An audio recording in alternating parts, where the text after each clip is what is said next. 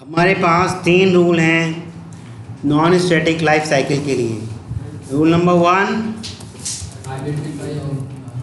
Identification of all non static members from top to bottom. दूसरा,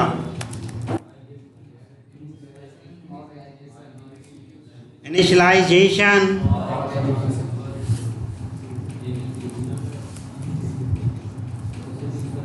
of all initialization or execution of all non-static members from top to bottom। तीसरा नियम है calling of calling कह लो या execution कह लो, ये लो आसान से रख लो, एग्जीक्यूशन ऑफ कंस्ट्रक्टर। बस यही 3 नियम यहाँ चलेंगे। कंस्ट्रक्टर कल ही तो बताया था, कल क्लास में नहीं थे, कल ही तो बताया था। आज और अच्छे से आ जाएगा क्योंकि आज उसी पे काम चलेगा ना, आज और अच्छे से आ जाएगा। ठीक, हाँ जी, बढ़े आगे। चलिएगा, मान लो ये मेरी क्लास है, क्लास ABC। ठीक,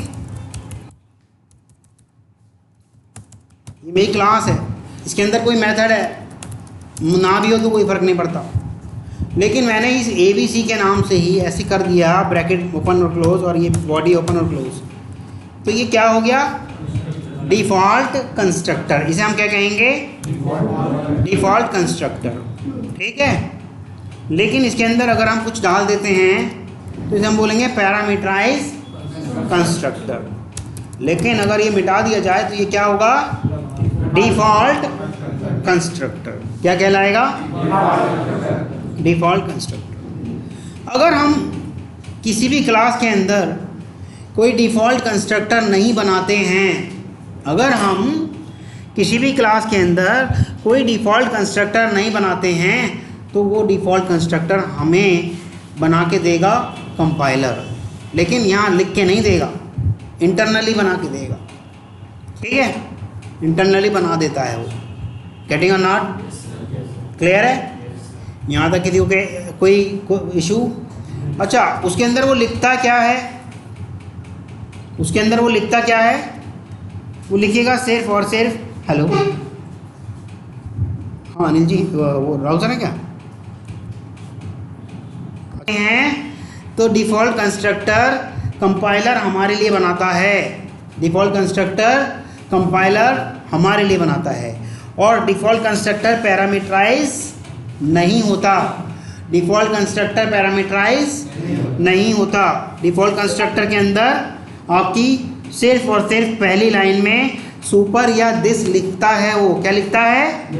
सुपर या दिस, या तो सुपर लिखेगा या दिस लिखेगा बस। लेकिन अगर हम नहीं बना रहे हैं डिफ़ॉल्ट कंस्ट्रक्टर तो कौन बना के देगा हमें? कंपाइल टाइम, सॉरी कंपाइलर बना के देगा। कंपाइलर हमें डिफ़ॉल्ट कंस्ट्रक्टर बना के देगा। डिफ़ॉल्ट कंस्ट्रक्टर के अंदर लाइन ऑफ कोड के नाम पर सिर्फ और सिर्फ एक ही लाइन लिखी रहती है, क्या? दिस या सुपर। ठीक है, यहाँ तक किसी को कोई इशू किसी भी तरह का? हाँ बोलो। अगर हम डिफ़ॉल्ट कंस्ट्रक्टर नहीं बनाते हैं, जैसे कि ये दिख रहा है, तो हमारे लिए कौन बना के देगा? कंपाइलर बना के देगा।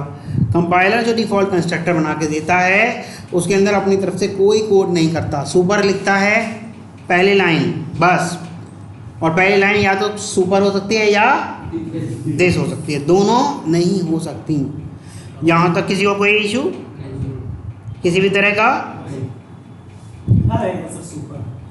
देख नहीं पाओगे आप, ऐसा कंपाइलर अपने पास बना के रखता है वर्चुअली, आप देख नहीं पाओगे। अगर आप चाह रहे हैं देखना तो वो आपको दिखेगा नहीं।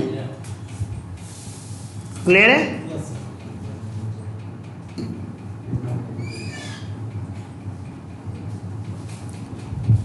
अब मैं आपको कुछ सैंपल को पीस ऑफ कोड लिख करके दे रहा हूँ, जिसमें आपने क्या करना है, ये बताना है कि भैया कंपाइलर किस तरह का डिफ़ॉल्ट कंस्ट्रक्टर बनाएगा। ठीक है, कंपाइलर किस तरह का डिफ़ॉल्ट कंस्ट्रक्टर बनाएगा। मैं पीस ऑफ कोड आपको कुछ लिख के दे देता हूँ, आपने सिर्फ यही बताना है कि अगर मैं ऐसा पीस ऑफ कोड लिखूँगा। अच्छा, ये बात ध्यान रखना, पहली लाइन वो सुपर ही लिखेगा, पहली लाइन सुपर ही लिखेगा, वो बाद में बताऊँगा क्यों लिखता है। अभी सिर्फ इतना याद रखो, पहली लाइन को क्या लिखेगा, सुपर लिखेगा। ठीक है, मान लो मैंने क्लास ऐसी बना के छोड़ दी, तो कंपाइलर मेरे लिए क्या बनाएगा, यहाँ बनवाओ, कैसे बनाएगा, सुपर लिख देगा, नहीं, क्लास नेम, हाँ class name, parenthesis, body open, body close, पहली लाइन में सुपर, सुपर, और ये लगा देगा। बस ये कंपाइलर ने मेरे लिए बना के रखा है ना। हाँ, लेकिन अगर मैंने ऐसे बना रखा है पहले से ABC ऐसे, तो कंपाइलर मेरे लिए क्या करेगा, क्या करेगा, वो तो बताओ। कंपाइलर बस मेरे बनाए हुए को तो कॉपी करेगा, वो सारा नहीं बनाएगा, ये वाली लाइन लिख देगा जो नीली सी लिख रखी है मैंने, क्योंकि कंपाइलर को तो पूरा ये इतना चाहिए ही चाहिए।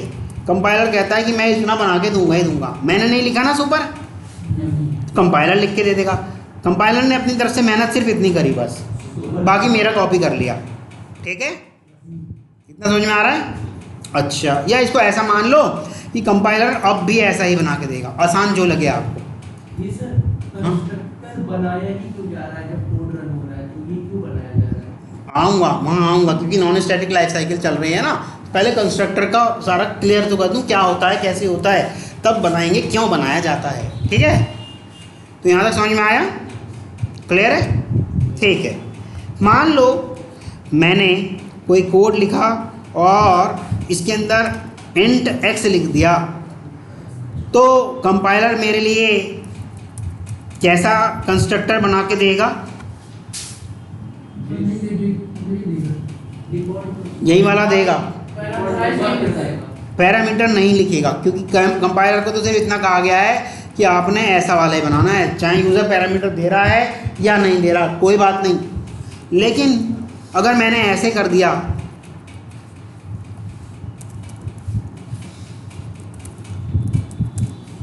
तो कंपाइलर मेरे लिए क्या बनाएगा, अब कंपाइलर कुछ नहीं बनाएगा, देख लेगा यार यूज़र ने तो सारा वही बना रखा है, अब मैं क्यों बनाऊँ, कंपाइलर को यहीं से मिल जाएगा।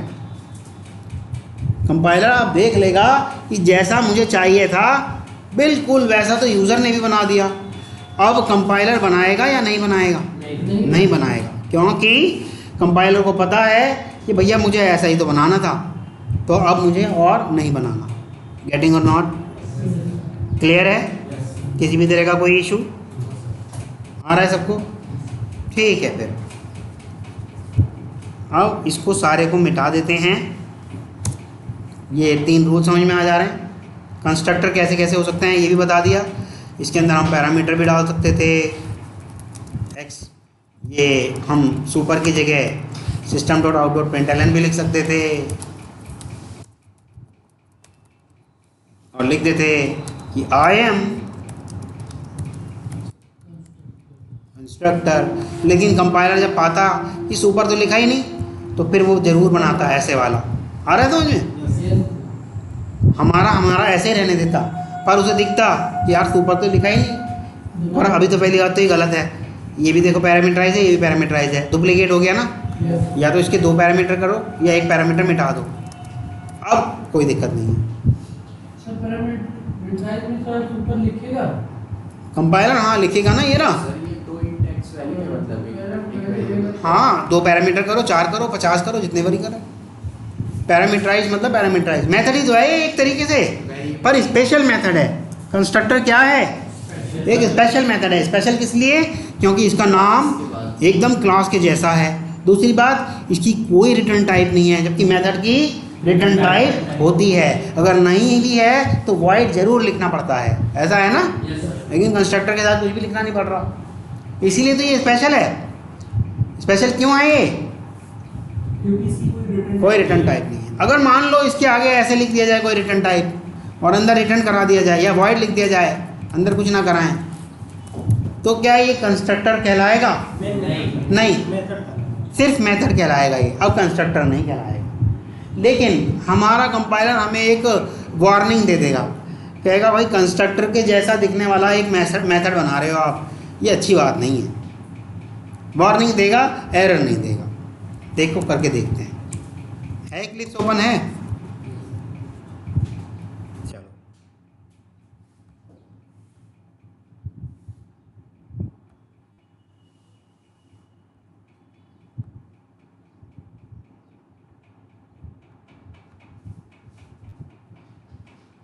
कहाँ बनाए जी पैकेज? इन्होंने कुछ प्रोजेक्ट वगैरह कहीं तो यूज़ कर रखा होगा।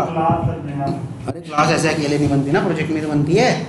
कोई प्रोजेक्ट है? किस में करूँ? ये जावा लिखा है शायद, इसमें कर दें या एक और प्रोजेक्ट बना लें? चलो एक प्रोजेक्ट बना लेते हैं। न्यू प्रोजेक्ट, जावा का प्रोजेक्ट बनाना है हमने, इसलिए जावा का प्रोजेक्ट रखा और जावा प्रोजेक्ट के बाद इसको हमने नाम दे दिया जावा प्रैक्टिस।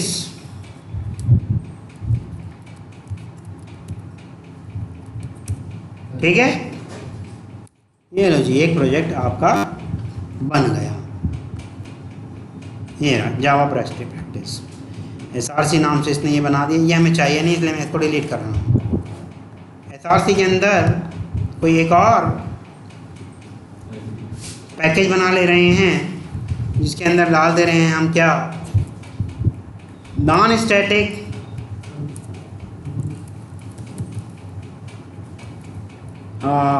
पैकेज का नाम रख देते हैं PKJ। ठीक है, और फिनिश कर देते हैं। ये नॉन स्टैटिक पैकेज हो गया। एक क्लास रख देते हैं। अच्छा देखो, क्लास का नाम पहला अक्षर कैपिटल ना करें तो ये क्या कह रहा है, type name is discourage by convention. Java type name usually start with an upper case, capital बनाना था, लेकिन आप बना भी लोगे तो मना नहीं करेगा। वार्निंग का निशान है ना ये, ठीक है, सिक्स सलाह देता है। तो नॉन स्टैटिक कंट्रोल फ्लो, ये क्लास है मेरी, ठीक है, बना दी। अब जो ये क्लास बनाई है, क्या इसमें कंपाइलर ने कोई डिफ़ॉल्ट कंस्ट्रक्टर बनाया होगा? क्यों नहीं बनाया होगा? मैंने कहाँ बनाया? जब मैंने बनाया नहीं तो कंपाइलर बनाएगा ना। अभी तो यही सिखा रहा था मैं इतनी देर से, यहाँ पर जो प्रैक्टिस चल रही थी यही तो चल रही थी। क्लास बनाने का खुद बनवाना, ठीक है। अगर मैं नहीं बनाऊंगा तो डिफ़ॉल्ट कंस्ट्रक्टर कौन बनाएगा? कंपाइलर। ठीक, क्लियर है? चलें कुछ नॉन स्टैटिक वाली चीज़ें करते हैं। अच्छा, दो चीज़ें हैं, एक स्टैटिक और नॉन स्टैटिक लाइफ साइकिल, है ना। कौन सी वाली पहले एग्जीक्यूट होगी? क्योंकि पहले क्लास लोड होती है, तो क्लास लोडिंग के टाइम पे उसका काम हो जाता है। और दूसरा तो तब चलेगी जब कोई ऑब्जेक्ट पाया जाएगा। अभी ऑब्जेक्ट ही नहीं पाया जा रहा तो दूसरे का तो अस्तित्व भी नहीं है ना। चलिए सपोज करो मेरे पास int x is equal to 10 है, ठीक। एक ये वाला ब्लॉक बना दिया और एक मेथड बना दिया, पब्लिक वाइड मेथड 1। ये भी नॉन स्टैटिक मेथड हो गया। नॉन स्टैटिक मेथड को नॉन स्टैटिक वालों में डायरेक्ट इस्तेमाल कर सकते हैं, पता है आपको, लेकिन स्टैटिक वालों में नहीं कर सकते। ये नॉन स्टैटिक वाली चीज़ों को स्टैटिक वालों में डायरेक्ट इस्तेमाल किया जा सकता है, लेकिन स्टैटिक वालों में नहीं किया जा सकता। देखो अभी जैसे मैं यहाँ मेथड 1 कर रहा हूँ तो कोई आपत्ति नहीं हो रही। इसी मेथड 1 को यहाँ कॉल करूँगा स्टैटिक वाले एरिया में तो इसे आपत्ति हो रही है ना। या यही वाला ब्लॉक स्टैटिक होता तो इसे आपत्ति हो जाती। लेकिन नॉन स्टैटिक वाले नॉन स्टैटिक में तो डायरेक्ट इस्तेमाल हो सकते हैं, पर स्टैटिक वालों में इस्तेमाल करने के लिए उन्हें ऑब्जेक्ट बनाना ज़रूरी है। ठीक, समझ में आ रही बात? ठीक है, ये आ गया। यहाँ पर मैं कुछ प्रिंट करा दूँ, आई एम मेथड 1 कर देते हैं, या एक्स को ही प्रिंट कर देते हैं, है ना। यहाँ इंट जे कर देते हैं, इसको डाल देते हैं 20। एक और ब्लॉक बना देते हैं, इसके अंदर मेथड 2 को कॉल कर लेते हैं और मेथड 2 भी बना लेते हैं। मेथड 1 तो बनाया ही था, ये लो जी, मेथड 2 भी बना लेते हैं। मेथड 2 यहाँ पर जे को, जे था भाई, है जे है, जे को प्रिंट करा लेते हैं। ठीक है, ये सारा कोड है। क्या कोई मुझे बताएगा कि आउटपुट क्या आएगा रूल के हिसाब से? ये जो रूल चल रहा है, कहाँ गया रूल मेरा? मिटा दिया था मैंने क्या रूल? ये रहा, ये हटा देता हूँ, बस रूल रखते हैं। रूल के हिसाब से क्या कोई बता सकता है कि आउटपुट क्या आएगा? हाँ जी, अच्छा थोड़ा छोटा कर दूँ? हाँ, ये लो, अब दिख रहा है? हाँ, कोड तो वैसे इतना ही है।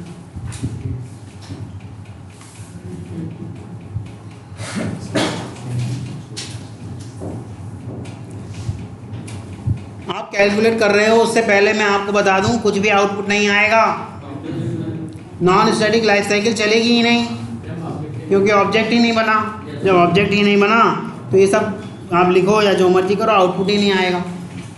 अच्छा, स्टैटिक का चलता भी तो मेन मेथड एग्जीक्यूट होता, मेन मेथड में भी हमने कुछ प्रिंट नहीं कराया। अच्छा, अब अगर करा दें कुछ, बस हेलो आएगा, बाकी कुछ नहीं आएगा। ठीक है, लेकिन अच्छा एक कंस्ट्रक्टर और बना देते हैं ना। क्या था मेरे इसका क्लास का नाम? ये रहा, ये लो, ये कंस्ट्रक्टर बना दिया और यहाँ लिखवा दिया आई एम कंस्ट्रक्टर। डिफ़ॉल्ट कर दो उसको, ठीक है, आई एम डिफ़ॉल्ट कंस्ट्रक्टर। और मेन मेथड में कुछ नहीं करा अभी तक हमने। मेन मेथड में सिर्फ और सिर्फ क्या करा? न्यू, और ये लिख दिया और ये ऐसे कर दिया। ठीक है, अब चलेगा? थोड़ा छोटा कर देता हूँ, ये पूरा कोड है, यहाँ तक पूरा कोड है, दिख रहा है सबको? अब चलेगा या नहीं चलेगा? क्योंकि ऑब्जेक्ट बन गया। ऑब्जेक्ट बनते ही क्या हो जाएगा? नॉन स्टैटिक वाली लाइफ साइकिल चल जाएगी। तो ये कैसे चलेगा? पहले तो स्टैटिक वाली लाइफ साइकिल चली होगी, यानी कि पहले इसने चेक करा होगा, identify all static member from top to bottom, नहीं मिला, एक ही मिला बस, वो भी मेन मेथड। दूसरा, execution of all static member from top to bottom, नहीं मिला। तीसरा नियम, एग्जीक्यूशन ऑफ मेन मेथड, हाँ उसे एग्जीक्यूट करने आ रहा है। जैसे ही उसे एग्जीक्यूट करने आया, मिल गया क्या? कंस्ट्रक्टर, सॉरी ऑब्जेक्ट, ऑब्जेक्ट मिल गया। ऑब्जेक्ट मिलते क्या हुआ? नॉन स्टैटिक लाइफ साइकिल चल गई।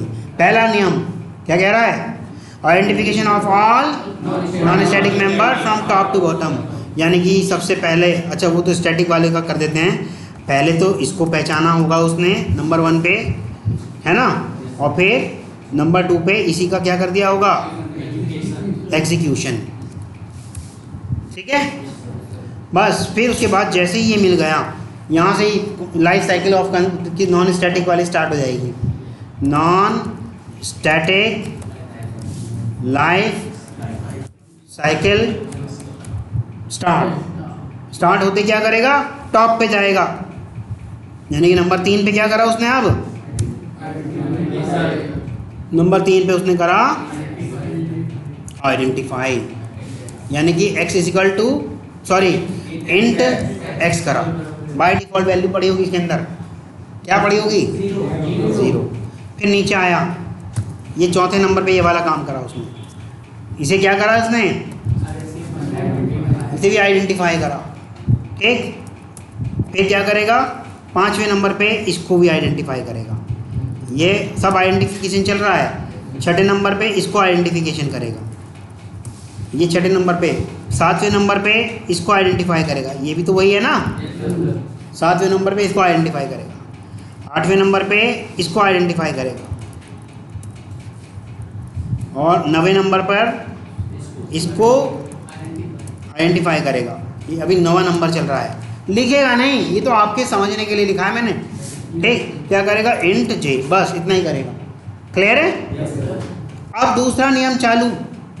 दूसरा नियम क्या कहता है, इनिशियलाइजेशन या एग्जीक्यूशन। तो भैया जिसे इनिशियलाइज करना है वहाँ इनिशियलाइज कर दो। ये 10वें नंबर पे काम चलेगा। ये वाला क्या कर देगा, x के अंदर 10 डाल देगा। ये वाले के अंदर ये 11वें नंबर पे काम हो रहा है। अब क्या करेगा, इसका एग्जीक्यूशन हो जाएगा। एग्जीक्यूशन होते ही मेथड 1 पे जाएगा, और मेथड 1 के अंदर क्या प्रिंट करवा रखा है, x। आउटपुट में क्या आ जाएगा, 10 आ जाएगा। आउटपुट लिखते हैं, ये लो, आउटपुट में 10 आ गया होगा। ठीक है, ln है तो ये नीचे भी आ गया होगा। ln नहीं होता तो यही रहता, ln है तो ये नीचे आ गया होगा। ठीक है, वापस गया, अब कुछ नहीं करना। फिर एग्जीक्यूशन नीचे बढ़ा, टॉप टू बॉटम चलता जाएगा ना। ये वाला करेगा कुछ नहीं, मेथड अपने आप कॉल नहीं होते। अब नीचे आया, इसे करेगा कुछ नहीं, मेथड अपने आप कॉल नहीं होते। इसे करेगा कुछ नहीं, ये भी तो मेथड है, मेथड अपने आप कॉल नहीं होते। ये स्पेशल मेथड है बस। अच्छा, इसका तो कुछ करे, इसके पास तो जाएगा ही नहीं, क्योंकि इसको तो कुछ लेना देना नहीं स्टैटिक वालों से।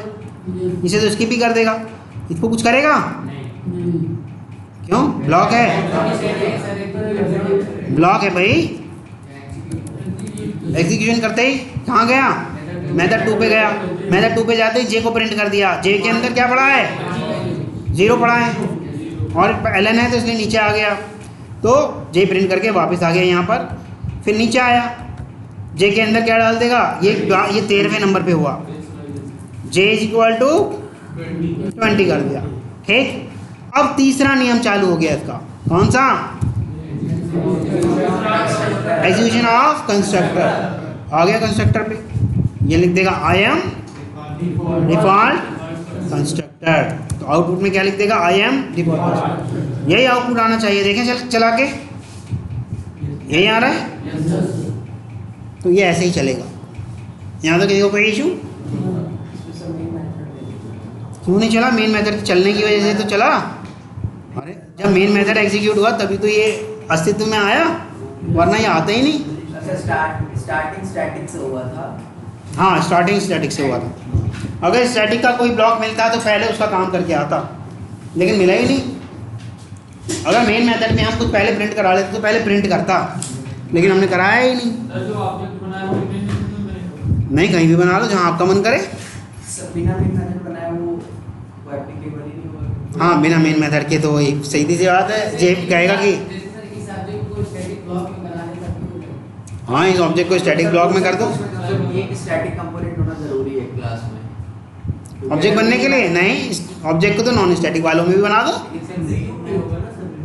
मेन मेथड, हाँ सर, एग्जीक्यूट नहीं होगा, बात सीधी सी है।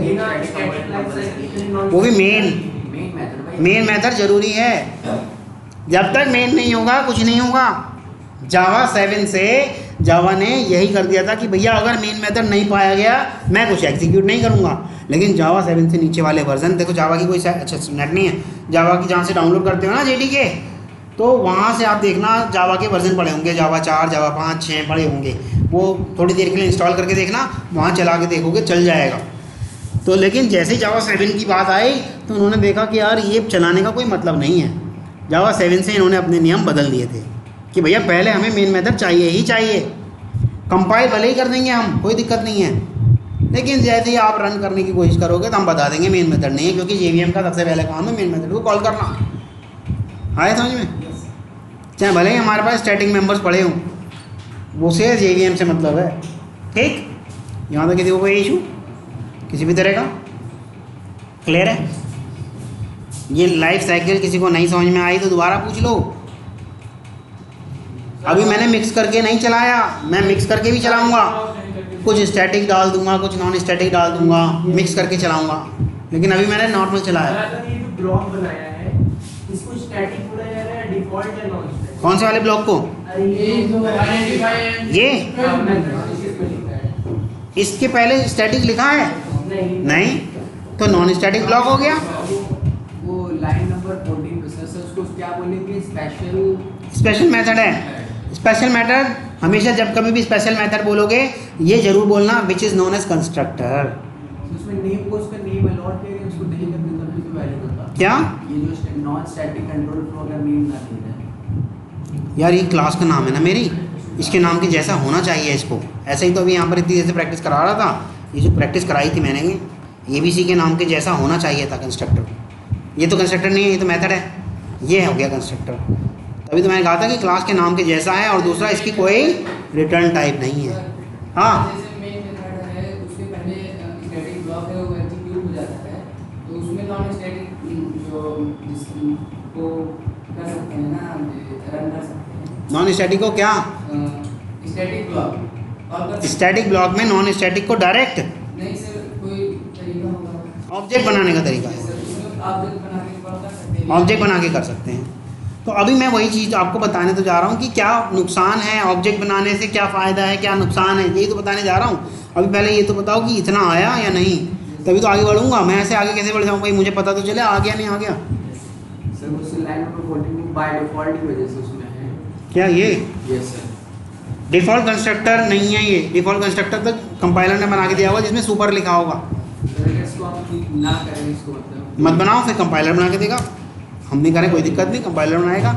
और ये जब है ही नहीं तो लास्ट वाला जो रूल है वो एग्जीक्यूट ही नहीं होगा, ये वाला रूल एग्जीक्यूट ही नहीं होगा। जब है ही नहीं तो एग्जीक्यूट किसे करेगा? नहीं, एग्जीक्यूट करेगा क्योंकि कंपाइलर ने बना के दिया है, उस वाले को एग्जीक्यूट करेगा। दिखेगा ना? हाँ, दिखेगा नहीं क्योंकि उसने कुछ प्रिंट नहीं कराया। वो भी हुआ ना line number 18। Line number 18 constructor कहाँ है? ये कहाँ है? ये तो ब्लॉक है, ब्लॉक है। अच्छा, कंस्ट्रक्टर ना भी हो ब्लॉक सारे एग्जीक्यूट होंगे। देखो कंस्ट्रक्टर नहीं है ना इसमें, लेकिन मेन मेथड ना होने की वजह से तो वो नहीं हो पा रहे थे। लेकिन ब्लॉक ना भी हो, सॉरी कंस्ट्रक्टर ना भी हो, क्योंकि आपको कंस्ट्रक्टर तो कंपाइलर बना के दे देगा, जिसकी वजह से हमारे ये तीनों नियम चल जाएंगे। सर जैसे अगर हम मेन मेथड को हटा दें तो स्टैटिक ब्लॉक में ऑब्जेक्ट बना के नॉन स्टैटिक कंट्रोल फ्लो को रन करें तो हो जाएगा। हाँ, स्टैटिक में ऑब्जेक्ट बना दें अगर तो चल जाएगा। मेन मेथड को हटा दें तो नहीं चलेगा, मेन मेथड ज़रूरी है। सर जो स्टोर करा है मेन में ना करा तो ये कहाँ स्टोर तो कुछ भी नहीं कराया, ये कंस्ट्रक्टर बनाया है, कंस्ट्रक्टर सॉरी ऑब्जेक्ट बनाया ऑब्जेक्ट। यही चीज़ अगर ये अगर ना बनाएं, कंस्ट्रक्टर का ऑब्जेक्ट ये ना बनाएं ऑब्जेक्ट, तो भैया कुछ भी नहीं चलेगा फिर तो। कहाँ बनाऊँ बताओ, कहाँ पे बनाऊँ? मेथड 1 में बनाऊँ। ये लो, new non static control flow बन गया। तो अब क्या चाह रहे हो? मेथड अपने आप कॉल होते होंगे? नहीं ना, मेथड 1 को कॉल कराएं। कहाँ पे कॉल कराऊं बताओ? मेन में ये डायरेक्ट कॉल हो जाएगा। क्यों? ये तो नॉन स्टैटिक है, डायरेक्ट कैसे हो जाएगा? ये लो मेथड 1 अभी तो करके दिखाया है, देखो कहाँ हो रहा है डायरेक्ट कॉल। नॉन स्टैटिक में होना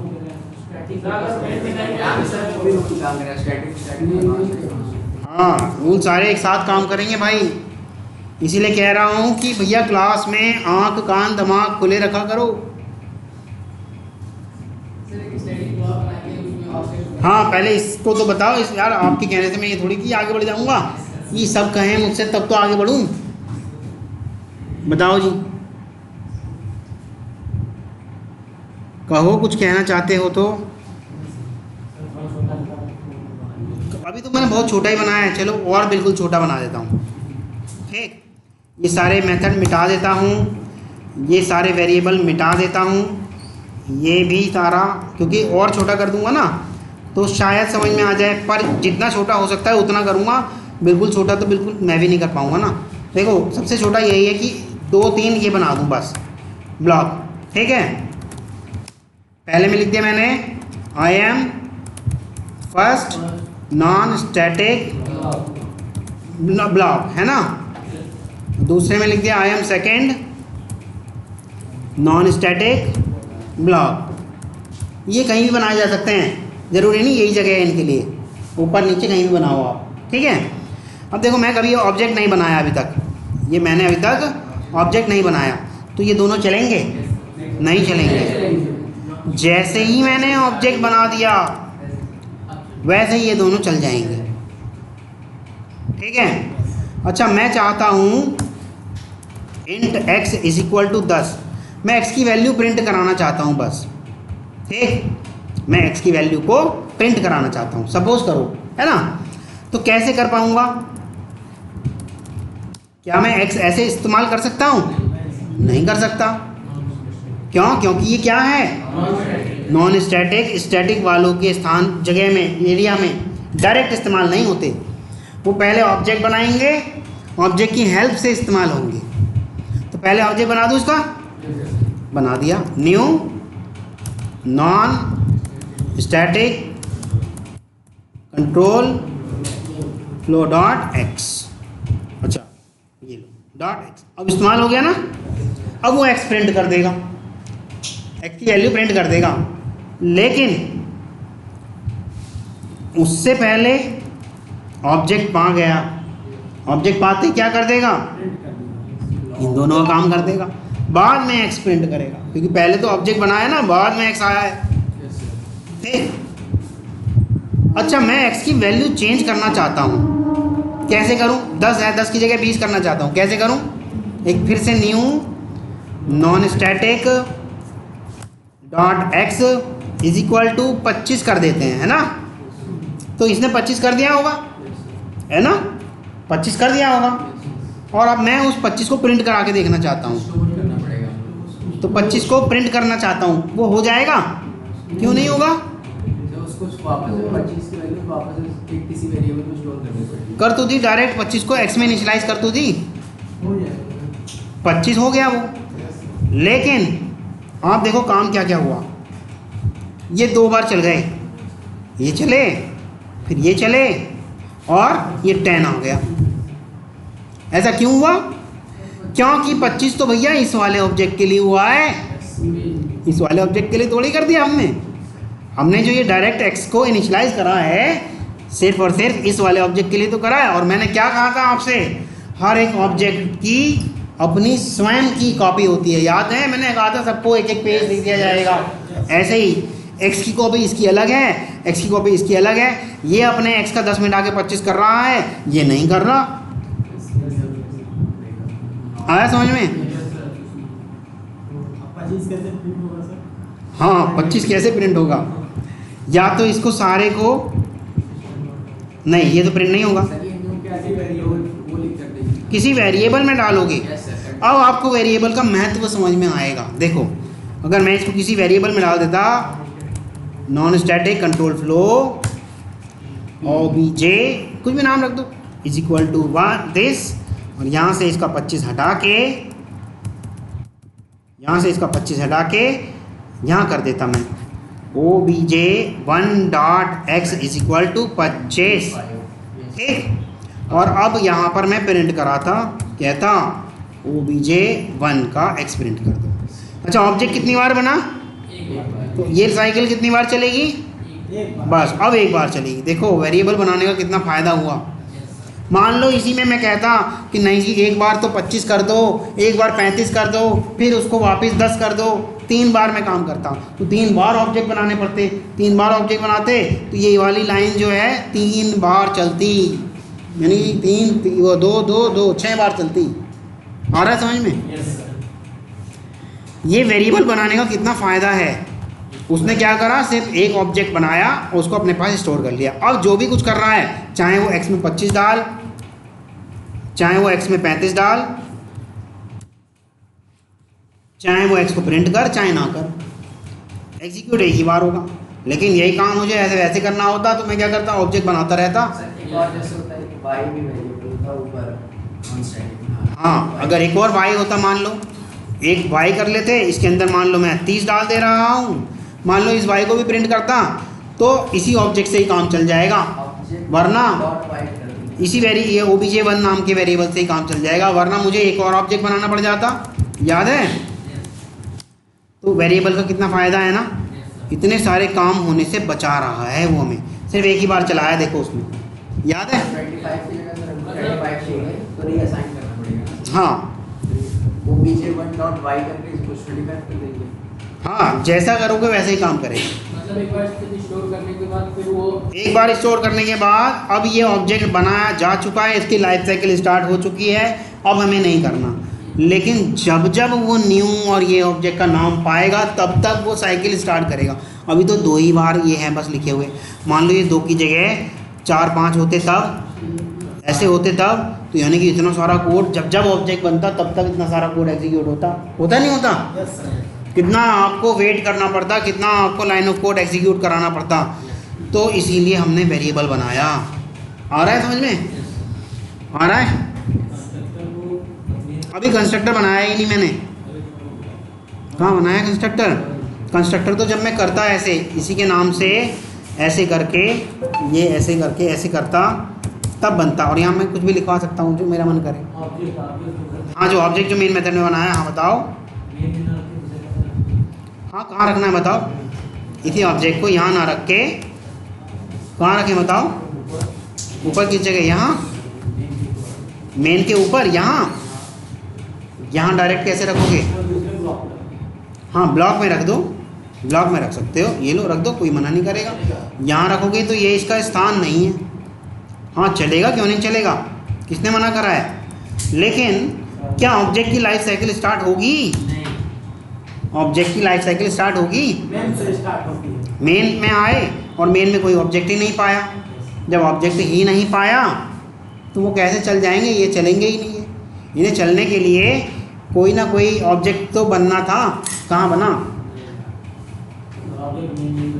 नहीं, जरूरी नहीं है। ऑब्जेक्ट तो आपने यहाँ बना तो दिया। ऐसे क्यों कह रहे हैं मेन में ही बनेगा? क्या बोल रहे हैं? नहीं, यहाँ वाला भी चल जाएगा। तरीके हैं, आप अपने तरीके से चलाएंगे तो चल जाएगा। देखो मैं यहाँ एक और ऑब्जेक्ट बना देता हूँ।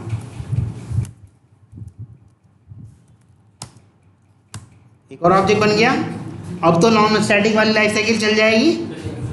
जब चलेगी तो सबसे पहले ये वाला एग्जीक्यूट होगा, दूसरे नंबर पे ये वाला एग्जीक्यूट होगा, तीसरे नंबर पे फिर ऑब्जेक्ट पाया गया।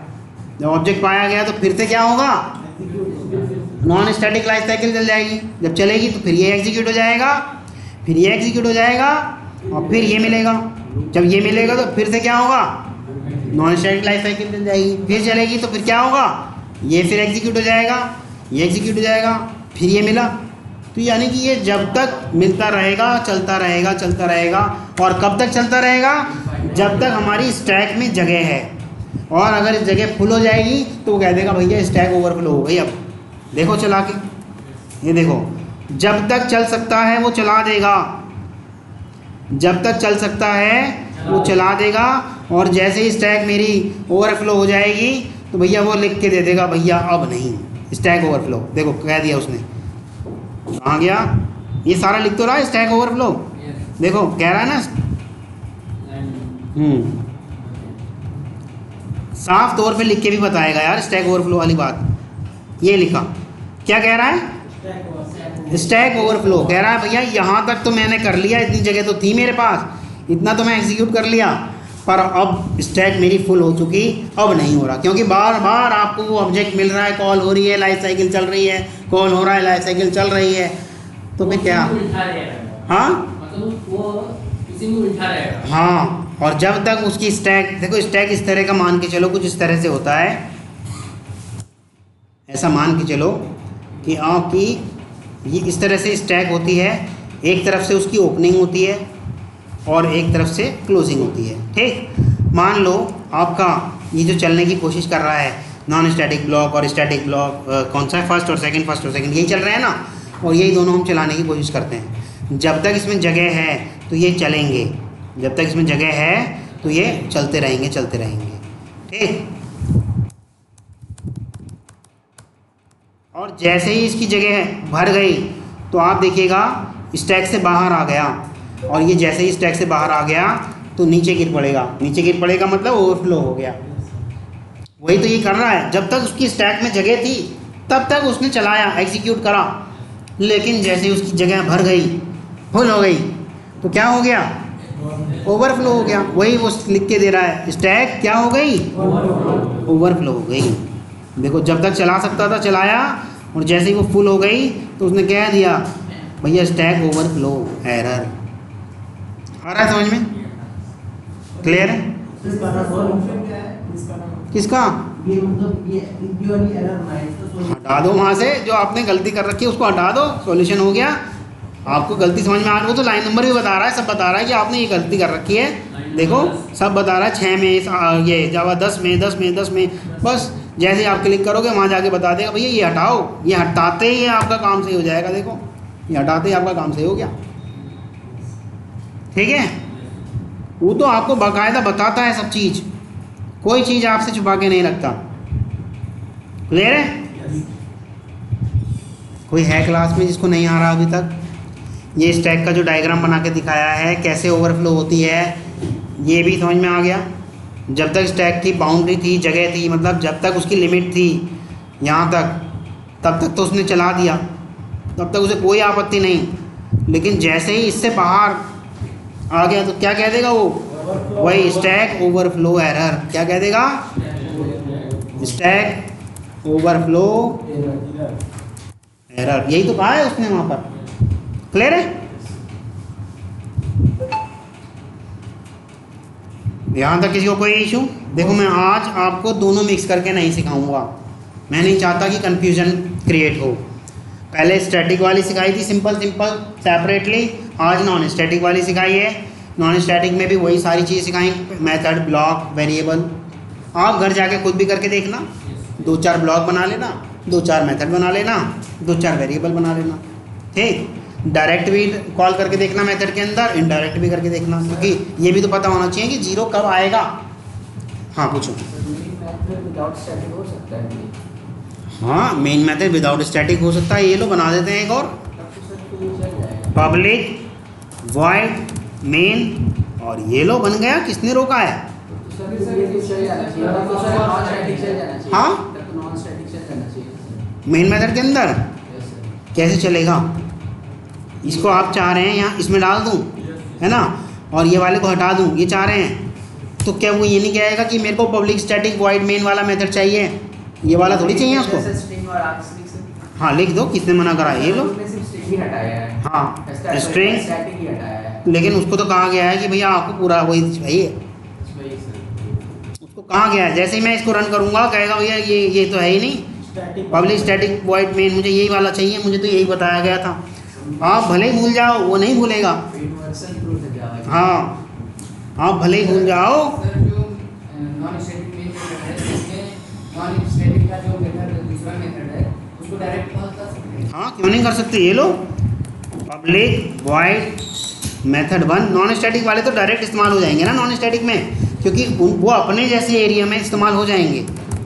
ये लो मैंने यहाँ लिख दिया हाय, और यहाँ मैं इसको कॉल करने की कोशिश कर रहा हूँ डायरेक्ट। देखो डायरेक्ट कॉल करूँगा, मेथड 1 हो गया।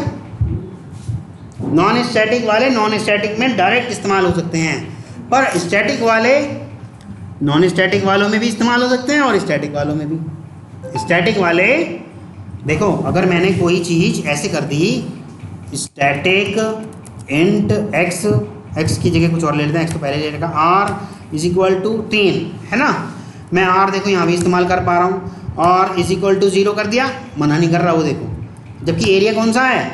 Non static. r is equal to 15 कर दिया, मना नहीं कर रहा, देखो इस्तेमाल हो रहा है। और यहाँ भी कर दे रहा हूँ, मेन में भी r इज इक्वल टू कर रहा है ना। स्टैटिक वाले सब जगह इस्तेमाल हो सकते हैं, क्योंकि वो क्लास के साथ लोड हो जाते हैं और लोड हुए रखे हैं। जब तक क्लास लोडिंग में है तब तक वो चलते रहेंगे। लेकिन नॉन स्टैटिक वाले कब चलेंगे? जैसे ही ऑब्जेक्ट बनेगा तब चलेंगे, उससे पहले उनका कोई अस्तित्व नहीं है। आ रहा है समझ में? हाँ जी, क्या नाम है आपका? थोड़ा सा समझ में आ रहा है? डर लग रहा है? कोई बात नहीं, थोड़ा पुरानी वीडियो देखने की कोशिश करो, उसमें आसानी से समझाया है। ठीक है, नहीं समझ में आए तो इन लोगों के साथ डिस्कस करो, इनसे भी नहीं आ रहा मुझसे डिस्कस करो, लेकिन भयभीत मत हो इन सब चीज़ों से। ठीक है, बड़ी आसान है। देखो ये सब ऐसे ही थे सब, कोई ऐसा नहीं था एक्सपर्ट, सबको धीरे धीरे आ गया, लेकिन हिम्मत नहीं आ रही इन्होंने, डांट खाते रहे, मैं भगाता हूँ क्लास से, भागते रहे, लेकिन सीख लिए। ठीक है,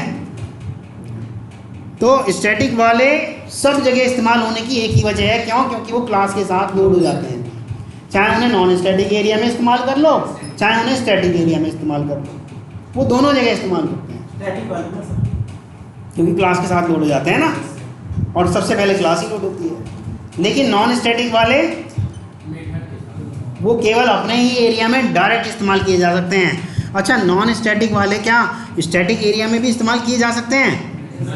किए जा सकते हैं, पर ऑब्जेक्ट बनाना पड़ेगा, ऑब्जेक्ट के साथ, बिना ऑब्जेक्ट के वो नहीं किए जा सकते। किए तो जा सकते हैं, पर ऑब्जेक्ट बनाना पड़ेगा, बिना ऑब्जेक्ट के वो नहीं हो सकते।